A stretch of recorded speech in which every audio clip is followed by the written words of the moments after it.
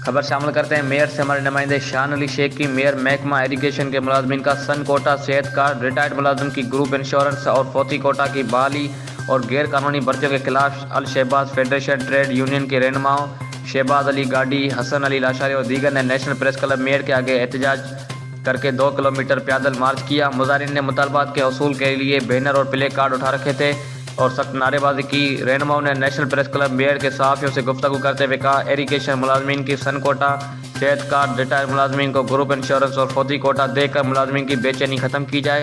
इन्होंने कहा DC दादू की मातहत गैर कानूनी भर्तियों को रोका जाए। इन्होंने वज़ीर आला सिंध इरीगेशन के सूबाई वज़ीर समेत दीगर आला हुकाम से मुतालबा किया है नोटिस लेकर मुलाजमीन के मुतालबात तस्लीम किए जाएँ। अगर जायज़ मसाइल हल नहीं हुए तो यूनियन के मरकज़ी रहनुमाओं से वज़ीर आला हाउस के आगे धरना देंगे।